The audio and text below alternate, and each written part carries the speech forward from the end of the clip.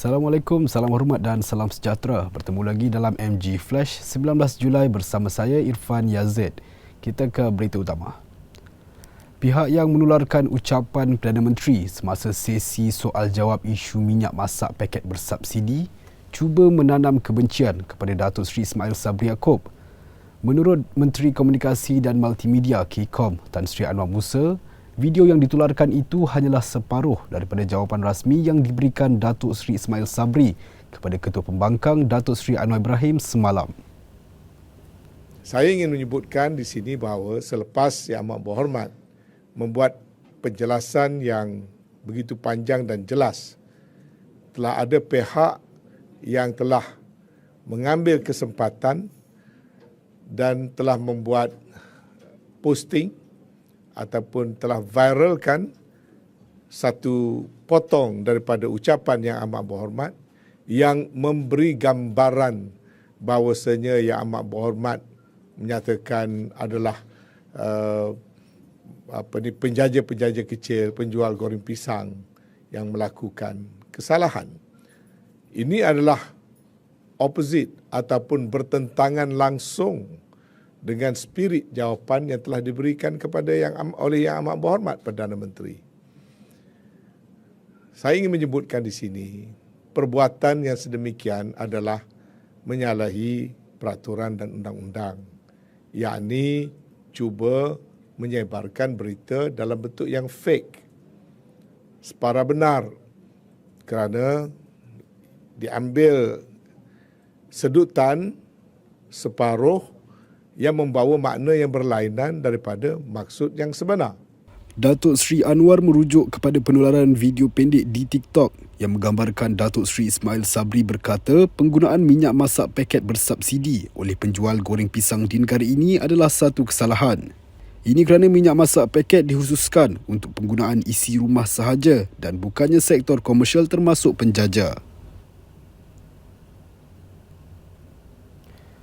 Kerajaan masih di peringkat awal pengujian mekanisme pemberian subsidi petrol secara bersasar.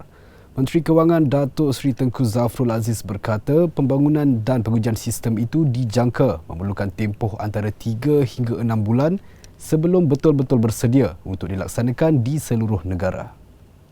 Menurut Datuk Seri Tengku Zafrul, kerajaan merancang pelaksanaan secara berfasa bagi memastikan ianya tidak mengakibatkan inflasi mendadak. Sejajar dengan pendekatan ini, kerajaan tidak akan menaikkan harga petroleum terus kepada harga pasaran tanpa subsidi memandangkan impaknya kepada inflasi.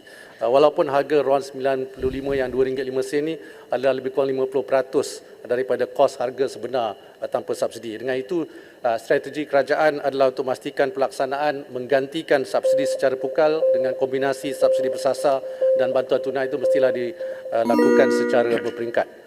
Terima kasih. Jelas Datuk Seri Tengku Zafrul ia sama seperti pendekatan kerajaan dalam mengurangkan herotan pasaran atau market distortions ayam. Ketika itu kerajaan menaikkan harga siling ayam sebanyak 50 sen sekilogram, tetapi pada masa sama bantuan tunai tambahan kepada golongan B40 turut ditambah. Beliau berkata demikian ketika menjawab sesi pertanyaan-pertanyaan Menteri MQT di Dewan Rakyat hari ini. Baiklah, kita ke berita seterusnya. Lelaki yang dituduh membunuh ibunya awal bulan ini dihadapkan ke Mahkamah Magistrate Melaka hari ini. Tertuduh Amirul Hakim Abu, 38 tahun, mengangguk faham ketika dibacakan pertuduhan oleh jurubahasa mahkamah di hadapan Magistrate Mazana Sinin. Bagaimanapun, tiada pengakuan direkodkan daripada tertuduh kerana kes bunuh berada di bawah bidang kuasa Mahkamah Tinggi. Berdasarkan pertuduhan, Amirul Hakim didakwa membunuh Rozizah Mat Dom, 64 tahun, di rumah bernombor 2962, Batu 9.5, Kampung Payu Lubuh, Tangga Batu, antara jam 2.30 petang hingga 3 petang 5 Jun lalu. Tertuduh didakwa mengikut Seksyen 302 Kanun Keseksaan yang memperuntukkan hukuman mati jika sabit kesalahan. Dalam prosiding sama, tertuduh turut didakwa atas tuduhan memberikan dirinya dadah berbahaya jenis methamfetamin di Pejabat Bahagian Siasatan Jenayah Narkotik Ibu Pejabat Polis Daerah IPD Melaka Tengah jam 1.35 pagi 6 Julai lalu. Tertuduh mengaku bersalah bagi pertuduhan itu mengikut Seksyen 15-1-A Akta Dadah Berbahaya 1952 yang memperuntukkan hukuman denda sehingga RM5,000 atau penjara maksimum 2 tahun dan dikenakan pengawasan polis maksimum 3 tahun jika sabit kesalahan. Pendakwaan dikendalikan Timbalan Pendakwa Raya Nur Azizah Yusof manakala tertuduh tidak diwakili peguam. Nur Azizah memohon mahkamah tidak menawarkan sebarang jaminan memandangkan tertuduh berdepan pertuduhan kes bunuh yang tidak boleh dijamin. Mahkamah menetapkan 30 Ogos depan untuk sebutan semula bagi kedua-dua pertuduhan sementara menunggu laporan kimia dan bedah siasat. Media pada 5 Julai lalu melaporkan seorang ibu tunggal maut ditikam anak sulungnya berusia 38 tahun dengan 2 kesan tikaman pada bahagian leher. Kejadian berlaku kira-kira pukul 3 petang di rumah mereka di Kampung Paya Lubuh, Tangga Batu. Ketua Polis Melaka Datuk Zainul Samah dilaporkan berkata suspek ditahan di rumahnya selepas polis mendapat aduan daripada penduduk kampung. Tindakan seorang adik yang cuba membantu abangnya daripada dikenakan tindakan penguatkuasaan oleh Majlis Bandaraya Iskandar Puteri MBIP mengundang padah apabila dia dihukum penjara sehari dan denda RM10,000. Tertuduh Fang Kok Ling, 39 tahun, dikenakan hukuman itu selepas mengaku bersalah di Mahkamah Session Johor Bahru hari ini atas dakwaan cuba memberi rasuah berjumlah RM1,500 kepada seorang pegawai MBIP 12 April lalu. Berdasarkan kertas pertuduhan, Kok Ling didakwa memberi suapan kepada penolong pegawai penguatkuasa MBIP, Syahrizal Abdul Hamid, sebagai dorongan untuk tidak mengambil tindakan penguatkuasaan terhadap syarikat Lotus Reflexology Spa Sendirian Berhad. Premis terbabit didapati menjalankan perniagaan tanpa lesen dan gagal mematuhi notis memberhentikan perniagaan serta kesalahan mempamer iklan tanpa lesen pihak berkuasa tempatan. Atas kesalahan itu, tertuduh didakwa melakukan kesalahan di bawah Seksyen 17(B) Akta Suruhanjaya Pencegahan Rasuah Malaysia 2009. Mengikut fakta kes, tertuduh yang hadir menemani abangnya di Pejabat Jabatan Penguatkuasaan MBIP pada 11 April lalu telah menawarkan rasuah kepada pegawai penguatkuasa itu sebagai tanda kawan dan supaya tidak mengambil tindakan lagi pada masa akan datang.